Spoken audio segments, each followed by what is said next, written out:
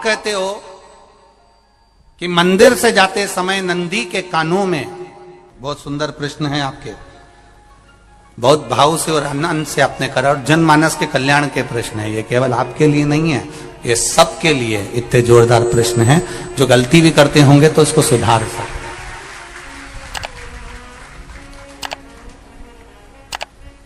आपने कहा कि नंदी के कानों में कहना चाहिए, लोग हंसते हैं, कहते हैं बताओ वो नंदी के कानों में भगवान को कहना चाहिए।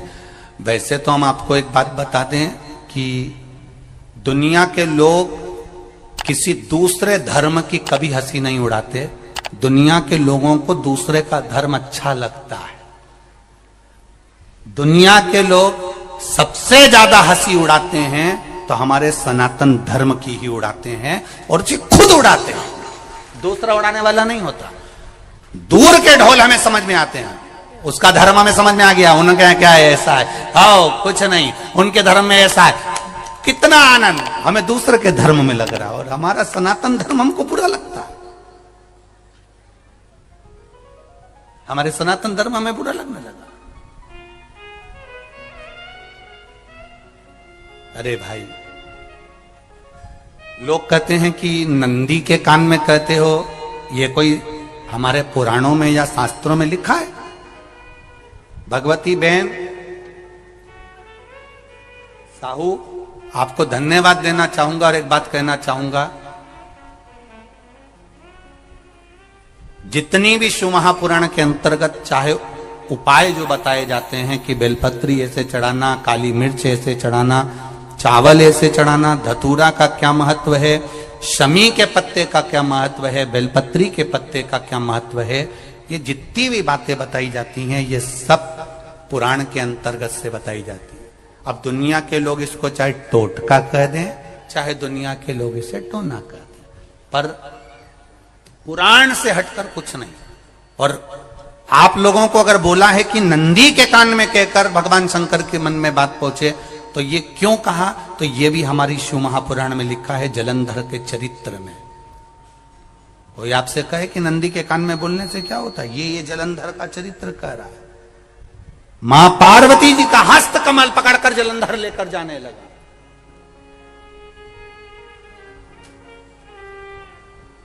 वृंदा का पति लेकर जा रहा। वृंदा तो भगवान की भक्ति में लीन रहती थी, उसको तो जलंधर को सबसे ज्यादा तकलीफ थी नारायण से, पर शिव के पास आ गया, क्योंकि ईर्षा प्रवृत्ति, अभी कथा में कहा, कोई कोई ऐसा होता है जिसको तुमसे बेर नहीं होता तो भी अंदर से ईर्षा जाग जाती है। कोई कोई ऐसा होगा जिसको अंदर से ईर्षा जागती है, अपने आप अंदर से ईर्षा जागती है, उसका कोई बेर नहीं, और ईर्षा जाग गई, भीतर से ईर्षा जाग। ना आप उससे मिले हो, ना कभी वो आप उसके सामने बैठे हो। कई लोग किसी ना किसी की बुराई करते हैं तो हम लोग पूछ भी लेते हैं, क्यों साहब उनसे मिलकर आए हो क्या तुम? कभी नहीं मिल किया, कभी उनका सामना हुआ नहीं हुआ, तो फिर बुराई क्यों कर रहा? एक ने कर दी थी इसलिए हमारे ध्यान में था तो हमने भी कर दी। लो, वो कुआं में डूब के मरेगा तो तू भी मरेगा का? नहीं। नंदी सामने बैठा है, गणेश जी को मालूम पड़ गया, कार्तिकेय को मालूम पड़ गया, मां पार्वती जी का हस्त कमल जलंधर ने पकड़ लिया और लेकर चला। मालूम पड़ गया, तब नहीं रहा गया। गणेश जी को क्रोध आ गया और गणेश जी महाराज आए, शिव जी को जगाने लगे, पिताजी पिताजी पिताजी कर कर जगाया, उठो पिताजी, पिताजी उठिए, पिताजी जागिए, पिता को जगा रहे हैं। भगवान शंकर नहीं उठे, तप में लीन थे। क्या करें हम? जलंधर के पास में इतना बल है, इतना बल है, और पिता की आज्ञा नहीं होगी तो हम कैसे मार देंगे इसको? मारने को तो हम मार दें। मां ने आज्ञा करी थी कि जलंधर उसको तारकासुर को मार दो, तो कार्तिकेय ने तारकासुर को मार दिया। शिव जी की आज्ञा नहीं तो हम इसको कैसे मारें? क्या करें? सब कुछ गणेश जी ने देख लिया, शंकर जी के ऊपर बहुत बहुत बहुत बहुत प्रार्थना कर कर देख ली, पर शंकर जी नहीं जागे। तब आखिरी में विनायक ने, गणेश ने, जितने लोग आस्था चैनल पर कथा सुन रहे हैं, जितने लोग फेसबुक यूट्यूब पर कथा सुन रहे हैं, इस बात को याद रखना कि नंदी के कान में कहने से क्या होता है वो ये इस कथा से सीख लेना। आखिरी में गणेश जी को लगा किसको कहूं, शंकर जी भी तप में हैं, नंदी भी तप में हैं, मैं किसको कहूं? शिव जी को कह के कर थक गया, पिताजी को बोल बोल कर थक गया, पिताजी जागते नहीं। अब मैं किसको कहूं ये बात, किससे कहूं?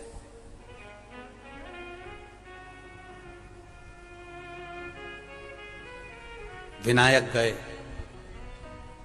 सीधे अब नंदी के पास में। नंदी भी तप में लीन थे, शंकर जी की ओर मुख था,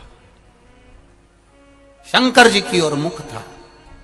गए और जाकर तुरंत विनायक ने नंदी के कानों में जाकर कहा, नंदीश्वर,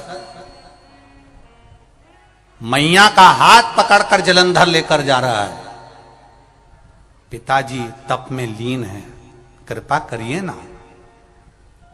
बस केवल नंदी के कान में कहा, गणेश जी दूर हट गए। नंदी के कान में कहा, शंकर जी के नेत्र खुल गए, शिव जी के नेत्र खुले। ध्यान देना जरा, इस शिव महापुराण की, आशुतोष शिव महापुराण की कथा, जो कथा यहां कही जा रही है, यह कथा पहले के चरित्रों में सुनने को नहीं मिली होगी। जरा ध्यान देना इस संवाद पर, जितने लोग आस्था चैनल पर, जितने फेसबुक यूट्यूब पर सुन रहे हैं। सनातन धर्म की हंसी उड़ाने वाले कह देते हैं नंदी के कान में कहने से क्या होता है, नंदी के सामने जाकर बोलने से क्या होता है, नंदी के पास बैठकर बोलने से क्या होता है, नंदी के पास बैठकर शंकर जी का मात्र दीदार करने से क्या होता है, दर्शन करने से क्या होता है, वो अच्छे से समझ लेना। जो लोग सनातन धर्म पर उंगलियां उठाते हैं वो अच्छे से समझ लें इस बात को।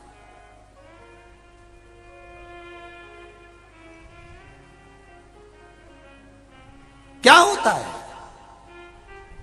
नंदी तप में लीन, शिवजी तप में लीन, शिव नहीं उठ रहे। विनायक ने नंदी के कानों में जाकर कह दिया, नंदी के कान में जाकर कहा, नंदी के नेत्र नहीं खुले। नेत्र किसके खुले? जम के बोलो, महादेव के खुले, शिव जी के खुले। ये मन का तार। नंदी शंकर की आराधना कर रहे थे, शिव अपनी भक्ति में डूबे थे। यहां कहा, यहां पहुंचा, जो दिल में था उस तक बात पहुंच गई। नंदी के दिल में शिव थे, तुम कहे, नंदी ने शंकर तक बात पहुंचा दी। वो सूत्र जो बंधा था दिल से दिल तक का, वो पहुंच गया। वो सूत्र जो दिल से दिल तक बंधा हुआ था, मन से बंधा हुआ था, खबर वहां तक पहुंच गई, खबर पहुंच गई। उसको जानो, लुटाइए, ये मौका मिला है आनंद का, दिल से प्रेम लुटाओ। नंदी से कहा, नंदी ने देवादिदेव महादेव से नहीं कहा, केवल नंदी आंख बंद कर बैठे थे। कहते से ही भगवान गणेश के शब्द शिव जी तक पहुंच गए, शिव जी के नेत्र खुल गए और उन्होंने जलंधर के पास पहुंचकर पार्वती जी का हस्त कमल छुड़वाया। जरा विचार करिएगा, आप नंदी से कहते हो मेरे महादेव तक बात पहुंच जाती है। आपको केवल नंदी से प्रेम से कहना है, नंदीश्वर मेरे बाबा, ए मेरे बाबा, आप रोज शिव जी को लेकर भ्रमण पर निकलते हो, मुझे बहुत दुख है, आप मेरे दुख को मिटाने के लिए मेरे दरवाजे पर क्यों नहीं आते? नंदीश्वर से कहा, शिव जी तक बात पहुंच जाएगी, शंकर के नेत्र आपके लिए खुल जाएंगे और महादेव आपके यहां खड़ा मिलेगा। मेरा महादेव आपके पास में खड़ा मिलेगा। आशुतोष महापुराण की कथा कहती है, लोग कहते हैं नंदी को कहने से क्या होता है, ये शिव तत्व की कथा आशुतोष शिव महापुराण कह रही है। कहा वहां तक पहुंचा, दिल से दिल तक। जो भगवान नंदी के कानों में कुछ कहकर आते हैं, बोले हो कभी? सीधे बोल देते हो क्या जाकर? नंदी के कानों में कहने का भी एक तरीका है। आप लोगों को मालूम होगा वो तरीका? नहीं मालूम?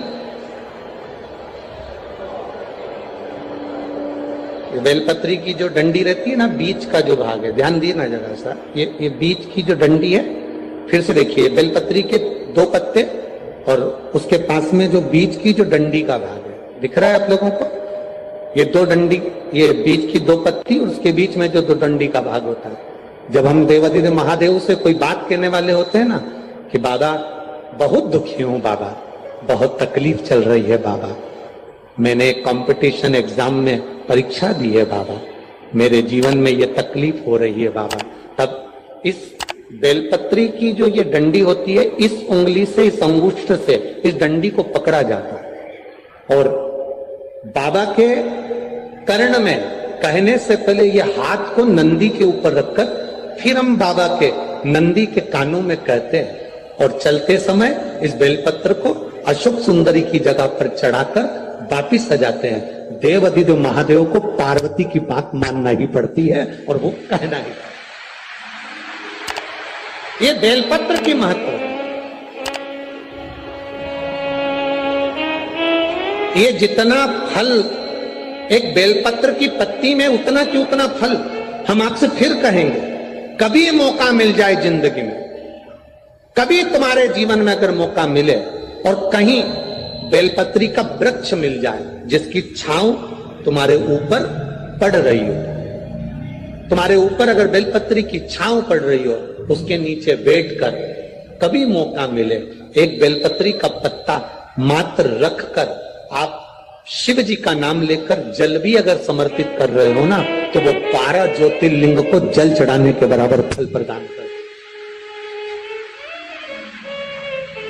एक बेलपत्री का पत्ता, एक बेलपत्री का वृक्ष, एक बेलपत्री के वृक्ष की छांव हमारे जीवन को कृतार्थ कर देती है, धन्य कर देती है, कृतार्थ।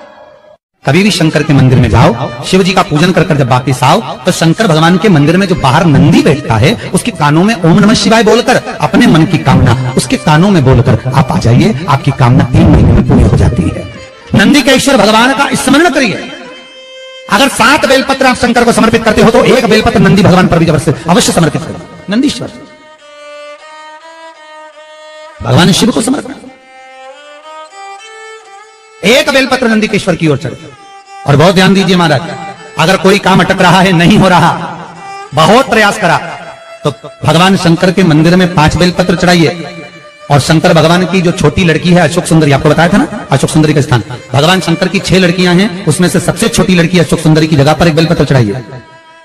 फिर 1 बेलपत्र नंदीकेश्वर पर चढ़ाइए और नंदीकेश्वर पर चढ़ाने के बाद भगवान शंकर के मंदिर के बाहर चौखट पर दिया लगा दीजिए साइड में, और फिर अपने घर पर आ जाइए, आपका कार्य सफल होना प्रारंभ हो जाएगा।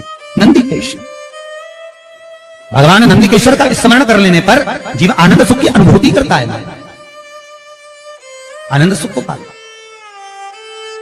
भगवान नंदीकेश्वर का पूरी दुनिया में केवल एक केदारनाथ ही एक ऐसा है जहां पर ओम कुंड विराजमान है। कौन सा कुंड है वहां पर? ओम कुंड।